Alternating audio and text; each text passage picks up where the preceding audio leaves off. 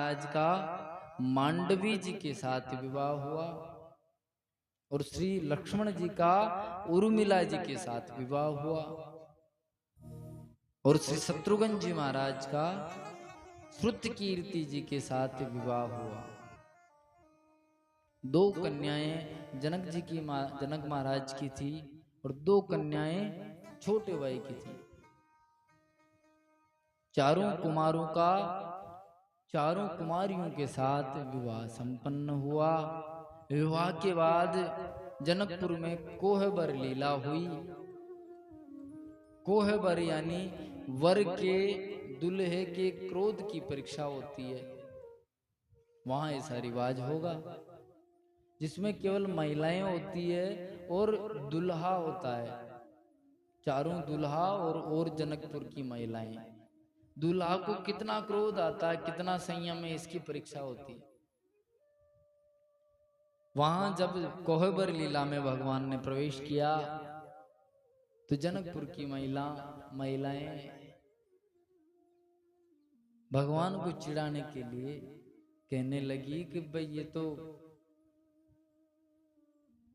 अयोध्या वाले हैं, इनके वहां तो आशीर्वाद से बेटे हो जाते हैं, खीर से ही पुत्र हो जाते हैं। भगवान का जन्म खीर से हुआ, यज्ञ भगवान की कृपा से, क्योंकि इनके वहां तो खीर से ही बच्चे हो जाते हैं। लक्ष्मण जी ने कहा कि तुम्हारे यहाँ तो जमीन से ही निकल जाते हैं, क्योंकि जनकपुर में जानकी जी का जन्म धरती माता से प्रकट हुई है। तो हमारे तो खीर से होते हैं, तुम्हारे तो जमीन में से शकरकंद की तरह निकलते हैं।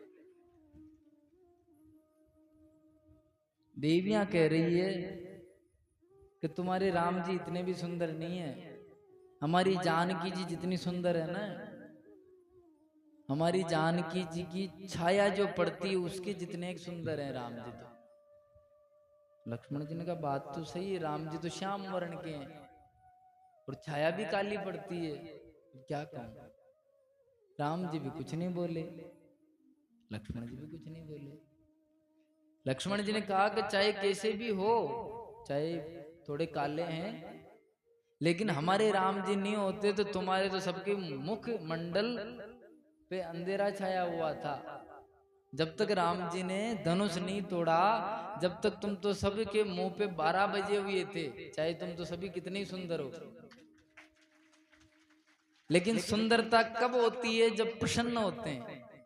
जब व्यक्ति प्रसन्न हो वो सबसे अच्छी सुंदरता होती है।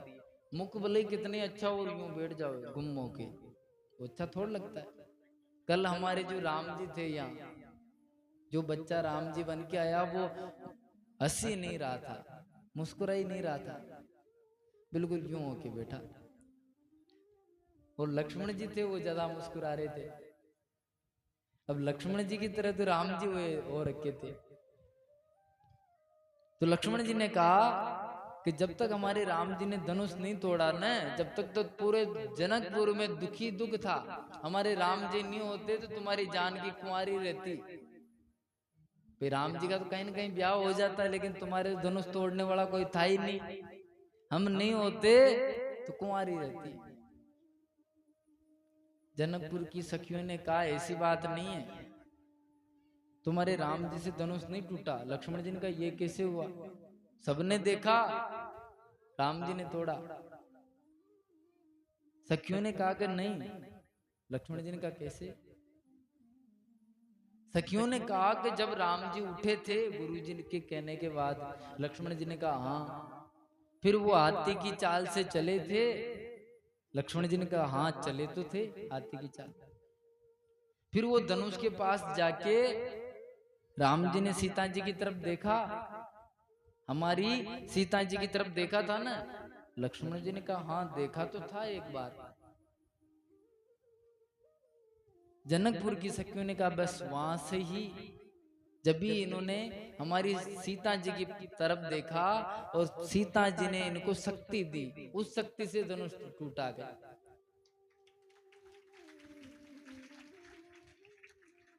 इस प्रकार की नाना प्रकार की लीलाएं आनंद प्रमोद होने के बाद जेवनार हुआ, भोजन प्रसादी हुई।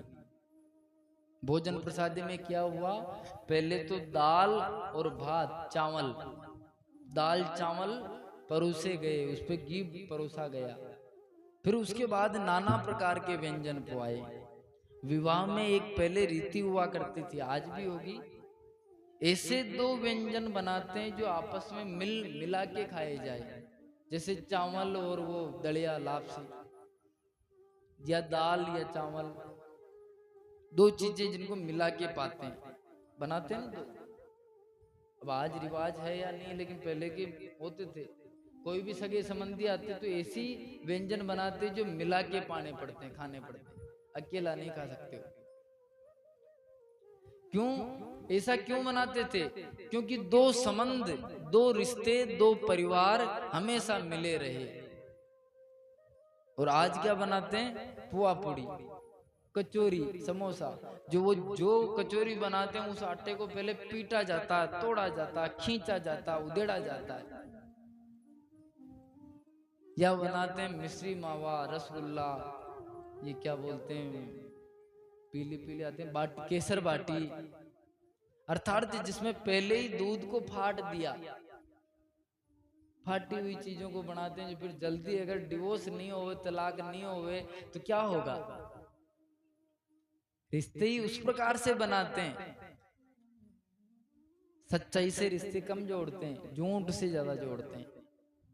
बहुत सारे कहते हैं कि कोई का अगर ब्याह हो रहा हो ना तो मैं झूठ भी बोल जाता हूँ। बहुत सारे ऐसे कहने वाले मिलेंगे। कोई का घर बस रहा हो तो झूठ भी बोल जाता हूँ। अरे भाई ऐसा झूठ भी मत बोल, एक बार तो घर तू बसा देगा तेरी कृपा से, लेकिन महीना, 2 महीना, साल, 6 महीना बाद तो वापस सच्चाई सामने आनी है।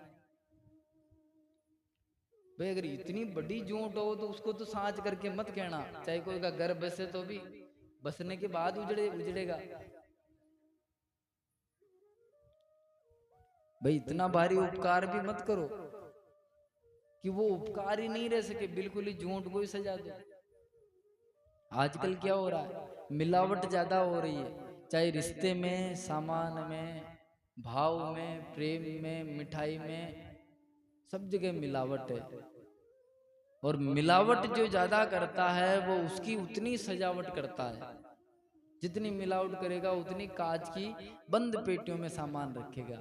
जितनी मिलावट उतनी सजावट, और जितनी सजावट उसकी उतनी गिरावट।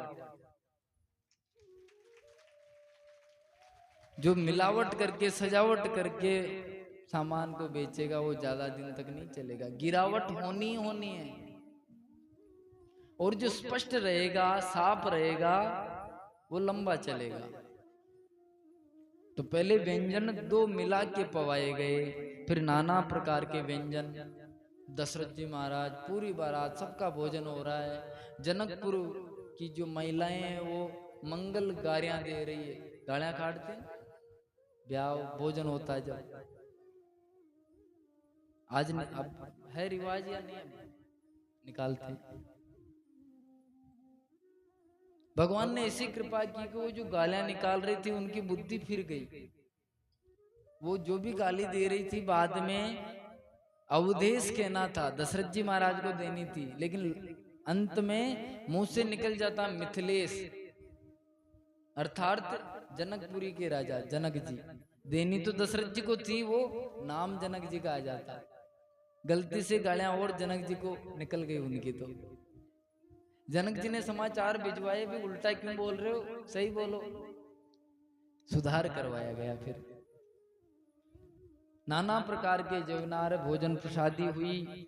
इसी आनंद के साथ भगवान की बारात 1 दिन नहीं, 2 दिन नहीं, 5 दिन नहीं, जनकपुरी में पूरे 6 महीने तक बारात वहीं रुकी। 6 महीने तक जनकपुरी में ही रही बारात। 6 महीने